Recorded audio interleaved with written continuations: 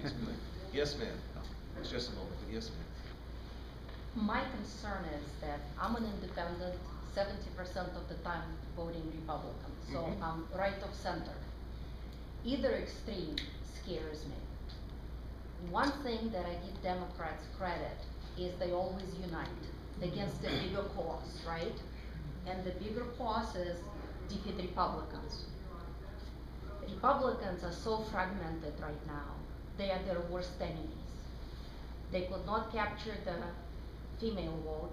And I, by the way, being an independent, volunteered for Romney for 6 months. I was beating on every person's door, asking them to vote Republican, and they gave me independent lists. And every female I talked to said, I want to vote for Romney, but I cannot because of, you know, pro-life, pro-choice.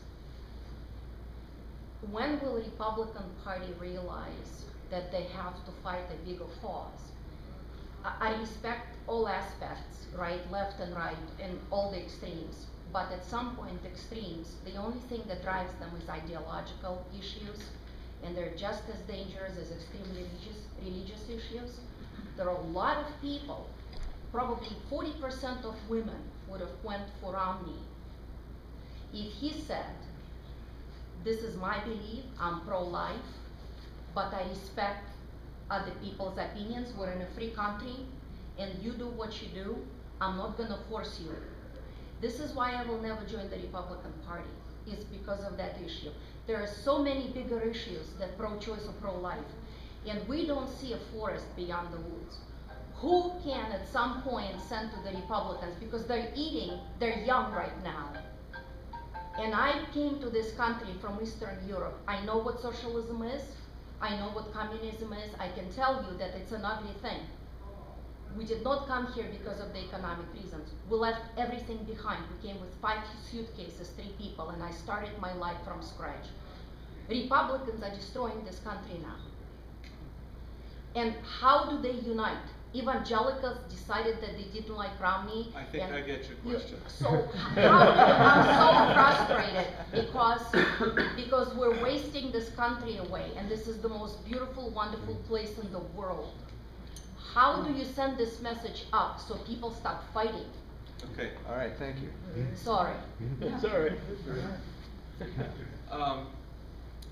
Well, you mentioned the pro-life, the pro-life issue. There are 2 things to remember in the pro-life issue, which the Democrats have successfully confused. One is the moral stance regarding the undeniability of the humanity of the unborn child. The second is what can politically be done about it. When President Lincoln was debating Judge Douglas in the Lincoln-Douglas debates, Douglas was all for slavery is my personal belief. I'm really opposed to it, but I don't want to interfere with the states that have slavery. I'm tolerant. Right? And Lincoln said, that's not a moral stance. He said, how can you be tolerant towards the degradation of a fellow human being? What's your logic there? And see, he kept this moral stance going. What's your logic there, Judge Douglas? If someone says a man should be a slave because his skin is darker, well, be careful. There are lighter people than you. If you say a man should be a slave because he's not as intelligent, be careful. There are smarter people than you. I don't think the Republican Party has pretty much, as it did in its infancy, embraced emancipation. And it's pretty much embraced emancipation of the unborn today, because the unborn are now legally outlaws. They can be killed with immunity. And the states are powerless to protect them. So what can be done politically? What the Democrats have confused is what the president could do. He can do almost nothing. The federal government can do almost nothing on the abortion. The pro-life position has always been a much more tolerant democratic position, which is let the states decide. Let the people fight it out. Let them talk to one another. If they compromise, they compromise. If they don't, they don't. And so I think it is not a moral stand to say, in my opinion, well, I believe it's immoral, but it's okay for someone else. I mean, that's just totally illogical. Why is it immoral to you? Well, because I think it's a human being being killed, but if someone else thinks it's a human being being killed, it's okay. I don't think Jews should be exterminated, but if you want to do it, that's fine. Come on, we can't argue that way. So I think that the Republican Party will lose its soul, this is my position, if it goes relativist on abortion. It should maintain that, but it should say to the Democrats, get off your high horse. We are not trying to force it down through federal legislation. We want the states to decide, and if you think you're right, you go to the people of the several states and fight it out there. That's my position. Very good. Who else? Yes, Fred. On a much lighter subject, do you have an understanding or an opinion about why Kasich did opt into Medicaid? We can't hear. Stand up. Well, Yeah. I don't know. Someone said he found God and moved left. I don't know. The question is why Kasich roll over on the Medicaid thing. Repeat the question for everyone. Why did Kasich decide to embrace the Medicaid thing? I don't know. I think what he is saying is his genuine belief. I really do think it's honest because it's politically costly to him, very politically costly to him. And I think he's going to have a lot of stay-at-homes next election. And so I really do think he believes the government has a bigger role here. And I think he may be mistaken. I think he just honestly believes it. Yes, Terry? I see the Supreme Court just ruled in favor of the state of Texas to allow them to have abortion restrictions. How does that affect anything? The Supreme Court or the Appellate Court? The Supreme Court flashed this afternoon. This afternoon? Yeah. No. The case has not been argued yet. It might be in the appeals. Yeah, I think it was the Appellate Court. There was a Texas law which required doctors to be licensed in hospitals, and a number of the abortion clinic doctors do nothing but abortions, and other doctors don't want to have anything to do with them, so they're not licensed in hospitals. So that would drastically reduce the availability of abortions in Texas. And so a low court judge said that this was an undue burden on the Casey case on the woman, and enjoined the law from going forward. And what the appeals court said was it lifted the injunction so that the law goes forward. The substance of the law can still go to an argument and to a case. It was a preliminary injunction issue, so the appellate court lifted it. So what do you have? I just got this article. You might want to read this maybe. Blocks. Supreme Court blocks. Scroll it down a little, the headline went away.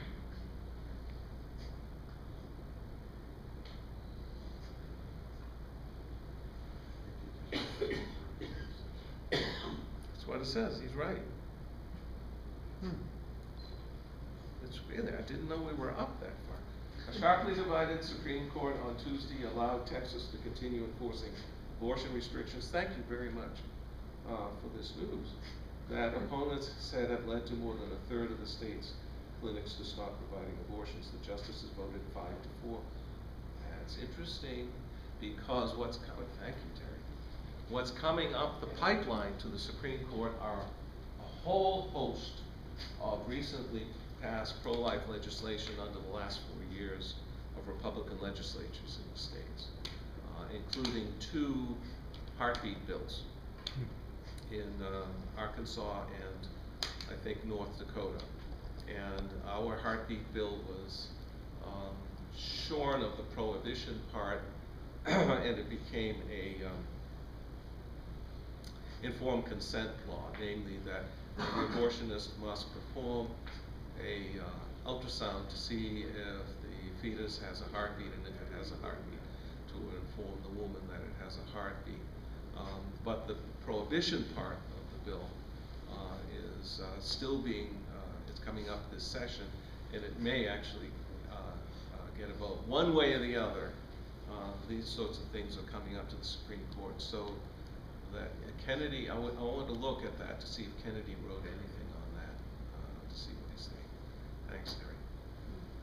Yes, how do you pronounce your name again? Tybee, Zuckerman, Tybee. Tybee.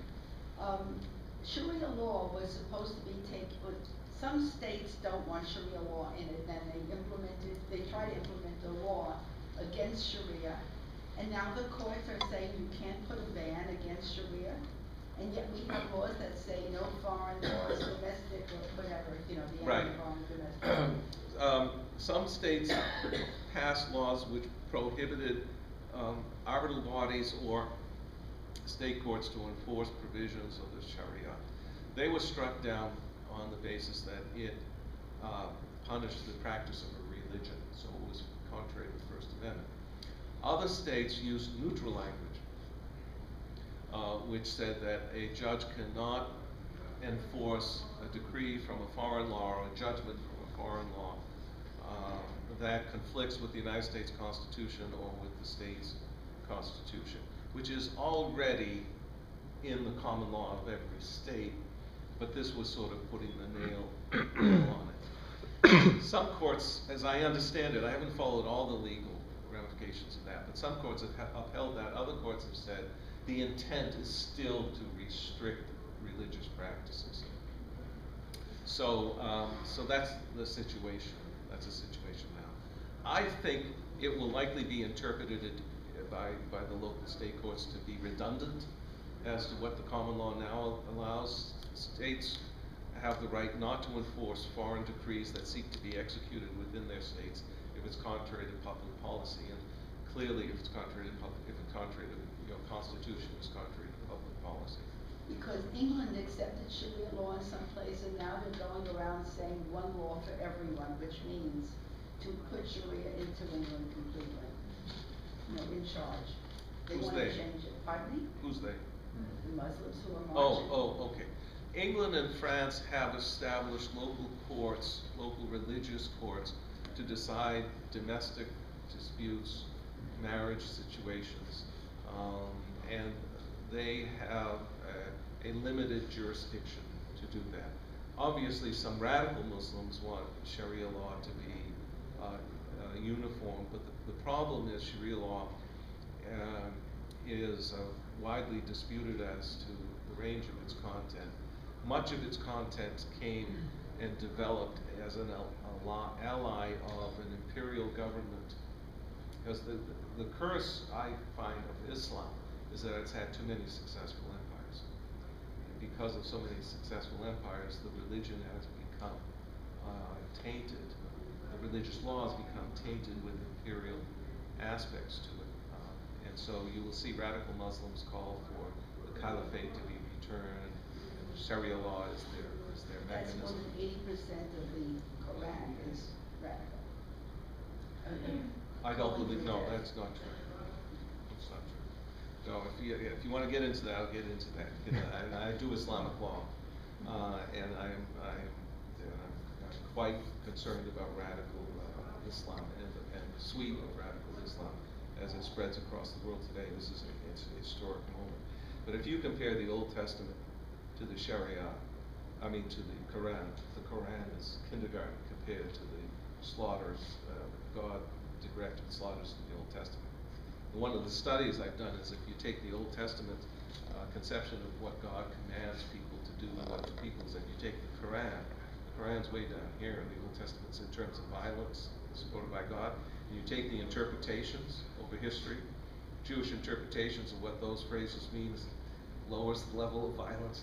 The Quranic one goes up, and they actually cross. It's all interpretation, not in the text. Yeah? Okay, just read what God says we should do to the Amalekites. Yes. far more simple question. Good. Good. than law. Buddhism or Hinduism, what is it? Let's stay away from religion at this point. More towards dealing with, asking you as a constitutional lawyer, when you hear a lot of people in my demographic are now saying, what's the validity of the Constitution today?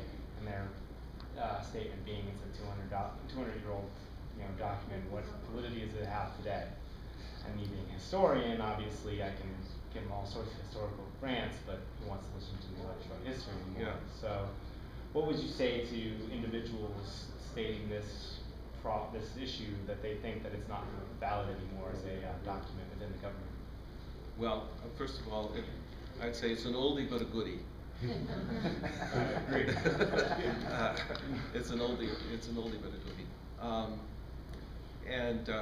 I would ask them, what would you put instead of a document that was designed to secure the blessings of liberty for ourselves and our posterity, meaning you? What would you say instead of a document that was designed to establish justice, to extend the general welfare? Can you do any better than that? That's what I would say. And if you like those provisions, then we can talk. That's what I would say. Okay? All right. Thank you.